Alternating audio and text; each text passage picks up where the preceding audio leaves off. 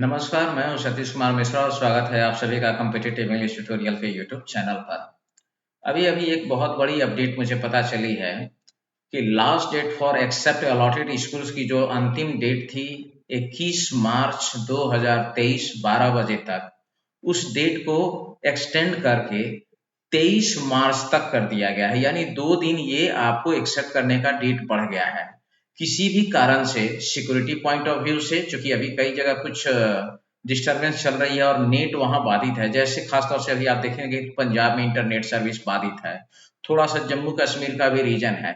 और मुझे लगता है कि इन 2 दिनों में जो इंटरनेट बाधित हुई है और कई जगह लोगों को स्कूल अलॉट हो चुका है और उन लोगों ने अभी तक जो डेट दिया गया, तो ऐसे कुल 400 समथिंग एक सर हैं, उनका भी अपडेट इस पर आया था, तो ये आंकड़ा उनका था, मेरा नहीं है। तो मैंने पहले इसको कंफर्म करने के लिए ई काउंसलिंग के पोर्टल पर देखा कि क्या वहां डेट चेंज हुआ है, तो वहां डेट अभी चेंज 21/3 ही दिखा रहा है। लेकिन इसको कंफर्म करने के लिए पहले मैंने नालंदा सैनिक स्कूल में बात करने की कोशिश की और वहां मेरी बात नहीं हो पाई। फिर मैंने कपूरथला सैनिक स्कूल में बात किया और जो ऑफिशियल इंचार्ज होते हैं इन सब मामलों को देख रेख करने वाले, उनसे मेरी बात हुई और उन्होंने मुझे आश्वस्त किया कि yes sir, the date has been extended for 2 days। 2 दिन में बढ़ोतरी हुई है। तो जो लोग अभी तक स्कूलों को, जो अलॉटेड स्कूल है उसको एक्सेप्ट नहीं कर पाए हैं किसी भी कारण से, वो निश्चित रूप से इसको एक्सेप्ट कर लें। पहला बात ध्यान रखें, अगर आप एग्जिट कर लेते हैं तो ये तो क्लियर है कि आपने एक रिस्पॉन्स दे दिया, वो उसके डेटा में मेंटेन हो जाएगा। अगर आपने रिकॉन्सिडर किया है, वो भी डेटा वहां चला गया, उसका रिकॉर्ड मिल जाएगा। अगर आपने दोनों में से कुछ नहीं किया और एक्सेप्ट भी नहीं किया, तो अब 23 मार्च के बाद आपको स्वतः ही एग्जिट मान लिया जाएगा। तो अगर इंटरनेट डिस्टरबेंस की वजह से या किसी भी तरीके की कोई भी परेशानी हुई होगी जिसकी वजह से ये डेट बढ़ाया गया है, तो ये 2 दिन डेट बढ़ा है, इसका फायदा उठाइए।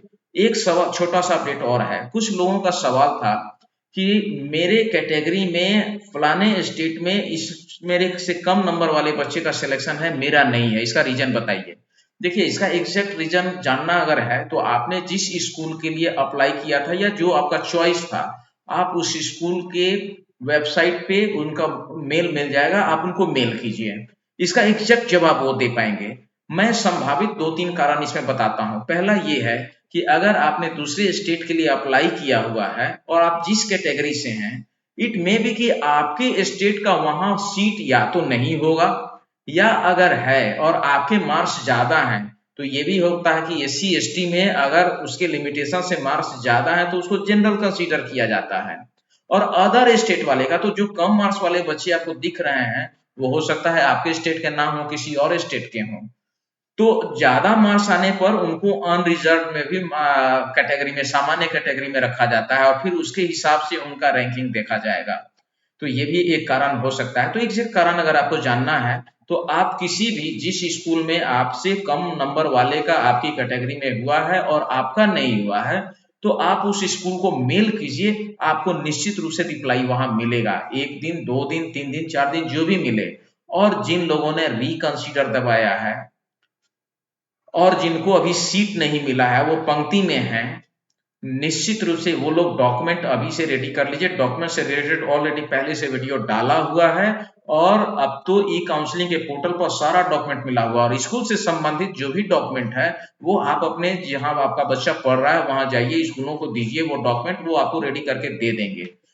अभी तक के लिए इतना ही। यदि और भी कोई अपडेट आता है तो हम आपके बीच में लेकर के जरूर आएंगे। तब तक के लिए धन्यवाद।